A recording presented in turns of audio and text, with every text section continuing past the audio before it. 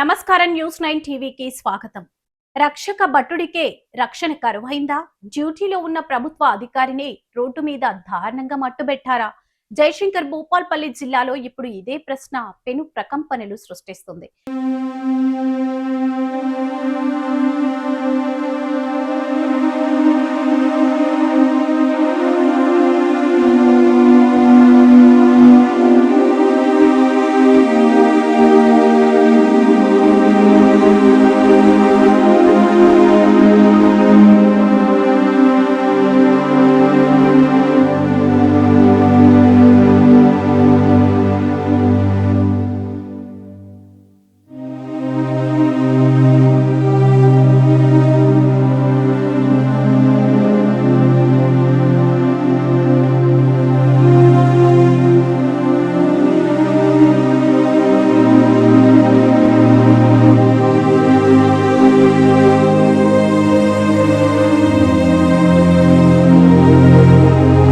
ఇదొక ప్రమాదమా లేక పక్క స్కెచ్ వేసి చేసిన కిరాతక హత్యనా?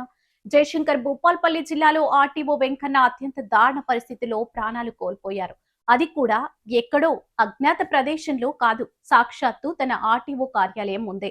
ముందస్తు సమాచారంతో వాహనాల తనిఖీలు చేపడుతున్న ఆ నిజాయితీ గల అధికారిని మృత్యువు రూపంలో దూసుకొచ్చిన ఒక భారీ టిప్పర్ కిరాతకంగా బలి తీసుకుంది. వెంకన్న అక్కడికక్కడే నెత్తుటి మడుగులో కుప్పకూలిపోయారు. కానీ ఇక్కడే ఒక సంచలన నిజం వెలుగులోకి వస్తుంది. ఆర్టీఓ వెంకన్న ఈ జిల్లాకు బదిలీపై వచ్చి కేవలం నెల రోజులు మాత్రమే అవుతుంది. ఈ ఒక్క నెల రోజుల్లోనే ఆయన ఎవరికి కంటగింపుగా మారారు? ఎవరి అక్రమ దందాలకు సింహ స్వప్నంలా నిలిచారు? అతి వేగంగా వచ్చిన ఆ డెత్ టిప్పర్ పేరుగా అధికారిని టార్గెట్ చేసి ఢీకొట్టిందంటే దీని వెనుక ఉన్నది ఎవరు? శాసిస్తున్న ఇసుక మాఫియానా లేక అక్రమ రవాణాదారుల పగ, ప్రతీకారమా?